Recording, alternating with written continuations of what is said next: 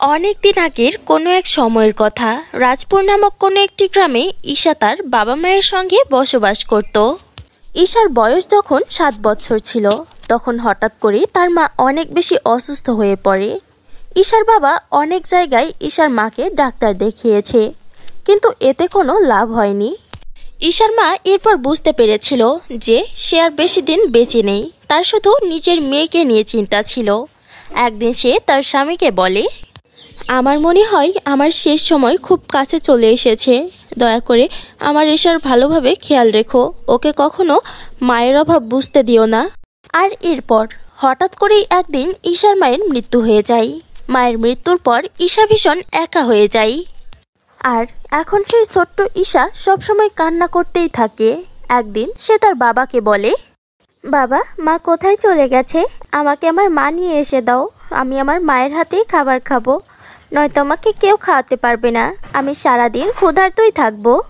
মা, তোমার মা তো ওই আকাশের তারা হয়ে গেছে। কিভাবে এনে দেব আমি তোমার মাকে? আমি কিচ্ছু জানি না, আমার জন্য আমার মাকে এনে দাও, নয়তো আমিও ওই আকাশের তারা হয়ে যাব। আচ্ছা ঠিক আছে, তুমি কান্না বন্ধ করো, আমি তোমার জন্য মা নিয়ে এসে দিব। কিন্তু মনে রেখো, প্রথম মায়ের মতো নতুন মা এতটাও ভালো হবে না, একটু আলাদা হবে। মেয়ের জিদ এবং পাড়া প্রতিবেশীদের বলার কারণে সে রঞ্জনা নামের একজন মহিলার সঙ্গে দ্বিতীয় বিয়ে করে। রঞ্জনা যখন সে প্রথম প্রথম আসে, তখন সে ঈশার অনেক ভালো খেয়াল রাখত, একদম ঈশার আপন মায়ের মতো। কিন্তু কিছুদিন যাবার পর যখন তার নিজের ছেলে রাজু হয়, তখন সে ঈশাকে খুব অবহেলা করতে শুরু করে। ঈশার ওপর প্রায় নজরই দেয় না। কিন্তু পঙ্কজের সামনে সে অনেক ভালো হয়ে থাকতো, ঈশার খুব যত্ন করত, খেয়াল রাখত। কিন্তু পঙ্কজ বাড়ি থেকে যেতে না যেতেই সে ঈশাকে দিয়ে বাড়ির সব কাজ করিয়ে নিত। আর সামান্য পরিমাণ ভুল হলেও তাকে অনেক মারত এবং অনেক অপমান করত। এভাবেই ঈশা ভীষণ হতাশ হয়ে থাকতো। এরপর একদিন, ঈশা, এভাবে বসে বসে রুটি খেলে হবে না, এখন থেকে তোমাকে এই বাড়ির সব কাজ করতে হবে, এমনকি রান্না পর্যন্ত তোমাকেই করতে হবে। কিন্তু মা, আমি কিভাবে করব রান্না? আমি তো রান্না করতে পারি না, আমি কখনো রান্নাঘরে যাইনি। রান্না করতে পারিস না, অথচ বসে বসে রান্না করা খাবার ভালোই খেতে পারিস। আজ থেকে আর একটা কথাও বলবি না, বাড়ির সমস্ত রান্না তোকেই করতে হবে, বুঝলি? ঈশা কান্না করতে করতে রান্নাঘরে যায় ঠিকই, কিন্তু সে তো কিছুই রান্না করতে পারতো না। কিন্তু তবুও সে একবারের জন্য চেষ্টা করে, কিন্তু তার থেকে সব খাবারগুলো পুড়ে যায়। এরপর রঞ্জনা কিছুক্ষণ পর যখন কিচেনে আসে, তখন সে বলে, হে আল্লাহ, কি বড় সর্বনাশ করলো এই মেয়েটা, সব খাবার পুড়িয়ে একদম ছাই করে দিয়েছে। সত্যি করে বল, তুই ইচ্ছা করে করেছিস এটা? না মা, আমি তো পুরোপুরিভাবে চেষ্টা করেছিলাম। কিন্তু? আবার কিন্তু কি? তুই তো জেনে বুঝে এমনটা করেছিস, তাই না? যেন আমি তোকে খাবার বানাতে না বলি। কিন্তু আমি তোকে এইভাবে ছাড়ার পাত্রী নই। এরপর রঞ্জনা একটা গরম লোহা দিয়ে ঈশার হাতটি পুড়িয়ে দেয় এবং বলে, আশা করি আজকের পর তোর থেকে আর কোনো খাবার পুড়ে যাবে না, আর যদি পুড়ে যায়ও তাহলে তোর এই পুরো হাতের কথা মনে করে রাখিস। ঈশা কান্না করতে করতে তার রুমে চলে যায়, কিন্তু তার হাতে অনেক বেশি জ্বালা করছিল। আর সে কান্না করেই যাচ্ছিল এবং বলছিল, মা, তুমি কোথায় চলে গেছো মা? নতুন মা একদমই ভালো নয়, তুমি ফিরে এসো না মা। আমার তোমাকে খুব মনে পড়ছে মা, দেখো না আমার হাতেও অনেক জ্বালা করছে।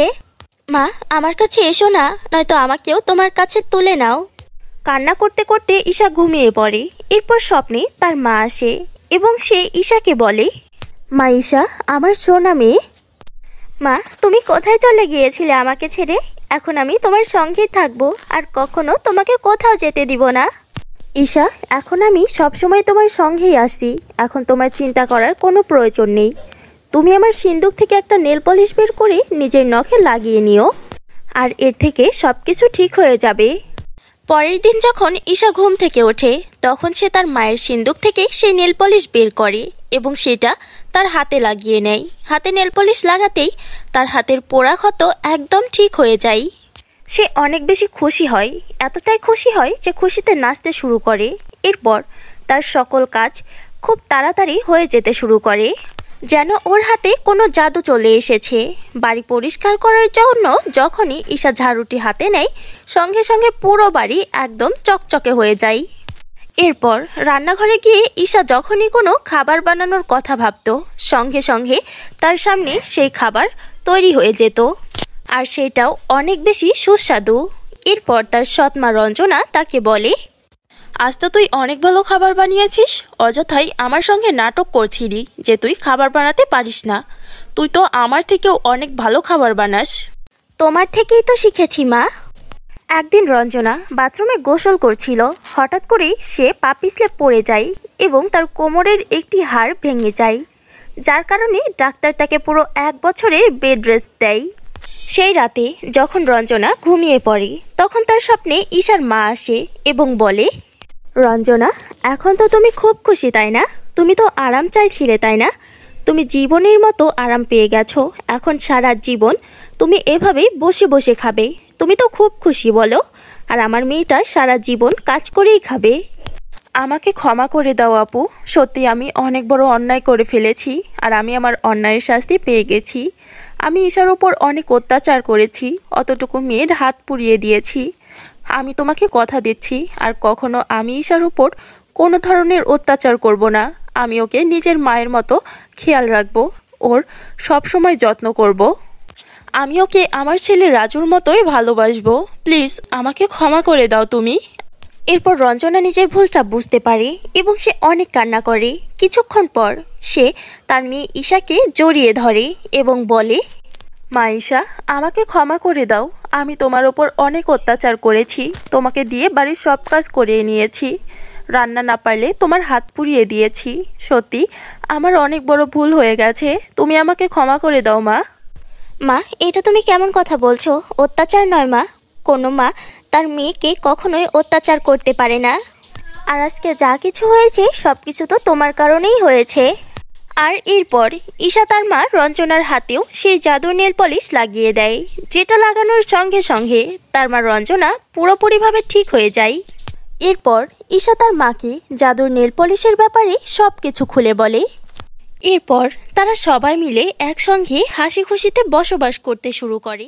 কোনো একটি গ্রামে শঙ্কর তার স্ত্রী গঙ্গা ও মেয়ে আরাধিয়ার সঙ্গে ছোট্ট একটি ঝুপড়ি ঘরে বাস করত। শঙ্কর ছিল ওই গ্রামের সবচেয়ে গরিব লোক, এজন্য সে প্রতিদিন জঙ্গলে গিয়ে কাঠ কেটে সেটা বিক্রি করে যে কয় টাকা আসতো তা দিয়ে সংসারের খরচ চালাতো। আর এই বছরে তার গ্রামে প্রচন্ড গরম পড়ছিল। গরমের কারণে সব মানুষেরই অবস্থা একেবারে বেহাল হয়ে গেছে। আর একদিন প্রচন্ড গরমের তাপে শঙ্করের বাড়ির ছাদ একেবারে ভেঙে নিচে পড়ল, যার কারণে শঙ্কর ও তার স্ত্রী খুবই চিন্তায় পড়ে গেল। কেননা ঘরের উপরের চালা ছড়ে যাওয়ার কারণে তাদের ঘরে প্রচন্ড রোদ আসছিল, যার কারণে শঙ্করের পরিবার ঘরে থাকতে অক্ষম হচ্ছিল। শোনেন শঙ্করজি, আপনি কিছু একটা করুন। এই গরমে এই রোদে ঘরের মধ্যে থাকা যায়? হ্যাঁ বাবা, আমি আর থাকতে পারছি না এই রোদে। আমাদের কাছে শুধু একটি রাস্তা আছে, তা হলো সবাই মিলে আবারও আমাদের ঘরের ছাদ দিতে হবে। এভাবে কতবার আর মাটি লতা পাতা দিয়ে ঘরের ছাদ তৈরি করব? প্রতি মাসেই তো ওহা ভেঙে যায়। গঙ্গা, তুমি বলো এছাড়া কি উপায় আছে? আমাদের কাছে কি কোনো টাকা আছে যে নতুন করে ছাদ দেব? বাবা বাবা, আমার বান্ধবী আঞ্জনা আছে না, ওর বাবা ঘাস দিয়ে ছাদ তৈরি করে। ঘাসের ছাদওয়ালা ঘরে সবাই খুব আরামে থাকে, বেশি গরমও লাগে না। আর ওর বাবা ঘাস দিয়ে বাড়ি তৈরি করে ভাড়াও দেয়। বাবা, তাহলে আমরা ঘাস দিয়ে ছাদ তৈরি করব, আমাদের গরমও লাগবে না, থাকতেও আরাম লাগবে। আরাধিয়ার বাবা, মনে হচ্ছে আরাধিয়া একদম ঠিক আইডিয়া করেছে। চলো, আমাদের টাকাও লাগবে না, আমরা সবাই মিলে ঘাস দিয়ে বাড়ি তৈরি করি। শঙ্কর তার স্ত্রী ও সন্তানের কথা মেনে নিল। তারা সবাই মিলে জঙ্গলে গেল। তখন এত বেশি গরম পড়ছিল যে জঙ্গলের পাতা ঘাসও শুকিয়ে গিয়েছিল। জঙ্গলের মধ্যে কোথাও তারা ঘাসের একটি চিহ্নও দেখতে পেল না। এসব দেখে গঙ্গা বলল, গোটা জঙ্গলের মধ্যে কোনো জায়গায় ঘাস নেই, সব ঘাস মরে গেছে। আর কত দূর যাব? তুমি ঠিকই বলেছ, এখানে কোনো ঘাস নেই, আর আমাদের দূরে যাওয়া ঠিক হবে না। জঙ্গলের গভীরে শুনেছি অনেক রকমের হিংস্র প্রাণী থাকে, তারা আমাদের কোনো ক্ষতি করতে পারে। কি জঙ্গলি জানোয়ার? তুমি তো একদম ঠিক বলেছো। এজন্যই তো এতক্ষণ হয়ে গেল একটি মানুষও চোখে পড়লো না। চলো আরাধিয়া বেটা, আমরা বাড়ি ফিরে যাই। এরপর শঙ্কর ও গঙ্গা বাড়িতে আসতে লাগলো, কিন্তু আরাধিয়া চুপচাপ মন খারাপ করে সেখানে দাঁড়িয়ে রইল। আরে আরাধিয়া বেটা, চলো ঘরে চলো, দাঁড়িয়ে কেন রইলে? বাবা, যদি এখানে ঘাস পাওয়া যেত তাহলে কত ভালো হতো। এরপর সবাই মিলে পথ চলতে লাগলো। কিছু দূর যাওয়ার পরে শঙ্কর মনে মনে ভাবতে লাগলো, মনে হচ্ছে ঘাস না পেয়ে আমার মেয়ে অনেক কষ্ট পেয়েছে। এভাবে আমার মেয়েকে আমি কষ্ট পেতে দেব না। শোনো গঙ্গা, তুমি আরাধিয়াকে নিয়ে বাড়ি ফিরে যাও। আমি জঙ্গল থেকে কালকের জন্য খড়ি কেটে নিয়ে আসি। আজ তো আমি খড়িই কাটিনি। শঙ্করজি, সন্দেহ হয়ে আসছে, আপনি কখন কাটবেন কাঠ? তার চেয়ে বরং কালকে আসবেন। গঙ্গা, তুমি চিন্তা করো না তো, এই জঙ্গলে তো আমি প্রতিদিনই আসি। আমি দেখবে আরামে বাড়ি পৌঁছে যাব। শঙ্করের এ কথা শুনে গঙ্গা আরাধিয়াকে নিয়ে বাড়ি চলে আসলো। ওদিকে শঙ্কর তার মেয়ের খুশির জন্য গভীর জঙ্গলে চলে গেল ঘাস খোঁজার জন্য, কিন্তু কোথাও সে ঘাস পেল না। শঙ্কর ভয়ে ভয়ে জঙ্গলের আরো বেশি গভীরে চলে গেল। আরে রে, আমি জঙ্গল ঘুরতে ঘুরতে শেষ পর্যন্ত চলে আসলাম। এত গভীরে আসার পরেও কোনো ঘাস পেলাম না। শেষে মেশে ঘাস গেল কোথায়? শঙ্কর এটা বলতে না বলতে সেই সময় চলে আসলো তার পেছন দিক থেকে একটি বাঘ। আরে, এ দেখি বাঘ চলে এসেছে। এখন কি করি? আমি তাড়াতাড়ি পালাই। দৌড়াতে দৌড়াতে শঙ্করের পা ফসকে যায় আর সে একটি ঘাসের ডিব্বার মধ্যে গিয়ে পড়ে। ঘাসের গাড্ডির মধ্যে পড়ার সঙ্গে সঙ্গে সে বেহুশ হয়ে গেল। যখন তার জ্ঞান ফিরল, সে দেখলো শঙ্কর তার বাড়ির উঠানে ঘাসের উপরে শুয়ে আছে। এটা দেখে সে খুবই আশ্চর্য হয়ে গেল আর তার স্ত্রীকে বলল, গঙ্গা, এসব কি করে হলো? আমি তো সেই জঙ্গলের গভীরে ছিলাম, আর আমি এখানে ঘাসের উপরে। ঘাস কোত্থেকে আসলো? আরে, রাতেই তো তুমি এই ঘাসগুলো নিয়ে এখানে আসলে। কিন্তু বাবা, এইটুকু ঘাস দিয়ে ঘর তৈরি করা হবে কি করে? বেটা আরাধিয়া, তোমার বাবাকে অনেক ক্লান্ত লাগছে। এই ব্যাপারে তোমার বাবার সঙ্গে আমরা অন্য সময় কথা বলবো। এ কথা বলে তারা তিনজনে ঘুমাতে চলে গেল। অল্প একটু সময় পরে সকাল হয়ে গেল। তারা সকালবেলা ঘর থেকে বাহিরে এসে দেখলো সেই অল্প একটু ঘাস তাদের বাড়ির আঙিনায় অনেক বড় ঘাসের স্তূপে পরিণত হয়েছে। এসব দেখে তারা তিনজনে খুবই হতভম্ব হয়ে গেল। শঙ্কর বলল, গঙ্গা, হঠাৎ করে আমার বাড়ির চারিপাশে ঘাস দ্বারা ভরে গেল। এটা কি? আমি তো কিছুই বুঝতে পারছি না। শঙ্করের এ কথার পরে হঠাৎ করে সেই ঘাসের মধ্যে থেকে আওয়াজ আসলো, শঙ্কর, তুমি কোনো চিন্তা করো না, আমি হলাম জাদুর ঘাস। এই জাদুর ঘাস দ্বারা তুমি অনেক কয়টি ঘর তৈরি করতে পারবে, কারণ আমি কখনোই শেষ হব না আর কখনোই নষ্ট হব না।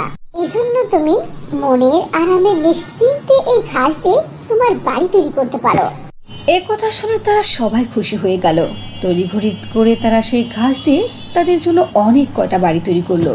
আর তাদের এই ঘাস দিয়ে বানানো ঘর দেখতে আসলো গ্রামের সব মানুষ। তারা খুবই হতভম্ব হয়ে গেল আর শঙ্করকে বলল, আরে ও শঙ্কর, এত সুন্দর ঘর তোমরা কি করে তৈরি করলে ঘাস দিয়ে? দেখতে তো অনেক সুন্দর লাগছে। আরে হ্যাঁ হ্যাঁ শঙ্কর ভাই, আসলে তোমার ঘর দেখতে অনেক সুন্দর লাগছে। আমাদের থাকার জন্য কি এই ঘর একটা ভাড়া করে দেবে? এই ঘরের পরিবর্তে আমরা তোমাকে অনেক টাকা দেব, ওইতে তোমাদের সংসারও চলে যাবে। হ্যাঁ শঙ্কর ভাই, আমাকে একটি ঘর দিয়ে দাও ভাড়াতে থাকার জন্য। আচ্ছা ঠিক আছে, আপনারা সবাই এই ঘর ভাড়া নিয়ে থাকতে পারেন। এরপর শঙ্কর তাদের ঘাস দিয়ে তৈরি করা বাড়িকে সবার কাছে ভাড়ার উপরে বিক্রি করলো। এতে শঙ্করের অনেক টাকা হলো। কিছুদিনের মধ্যেই শঙ্করের এই ঘাসের তৈরি বাড়ির কথা গোটা শহরের মধ্যে ছড়িয়ে পড়লো। আর এক এক করে অনেকের কাছে শঙ্কর তার ঘাস দিয়ে তৈরি করা বাড়ি ভাড়ার উপরে দিল।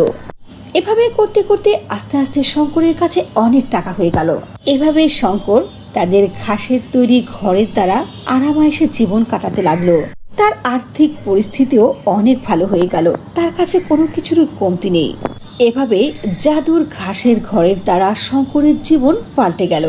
শঙ্কর তার পরিবার সহ সারাটি জীবন সে জাদুর ঘাসের ঘরের মধ্যেই আরামায়েশে কাটাতে লাগলো। তো বন্ধুরা, এই ছিল আমার আজকের গল্প। আমার গল্পটি কেমন হয়েছে অবশ্যই তোমরা কমেন্ট করে জানাবে, আর ভালো লাগলে একটা লাইক করে দেবে। তোমাদের ফ্রেন্ডস ও ফ্যামিলির সাথে বেশি বেশি শেয়ার করবে। যদি এখনো আমার চ্যানেলটিকে সাবস্ক্রাইব করে না থাকো, তাহলে এখনই লাল রঙের বাটনটি টিপে আমার চ্যানেলটিকে সাবস্ক্রাইব করো। পাশে থাকা বেল আইকনকে অল দিয়ে ক্লিক করে রেখো, যাতে করে আমার দেওয়া নতুন নতুন ভিডিও তোমাদের ফোনে চলে যায় সবার আগে নোটিফিকেশন আকারে। তো বন্ধুরা, আজ এখানেই শেষ। আবার দেখা হবে নতুন কোনো ভিডিওতে, নতুন কোনো গল্প নিয়ে। সেই পর্যন্ত তোমরা সবাই ভালো থাকবে আর নিজের প্রতি খেয়াল রাখবে। খোদা হাফেজ।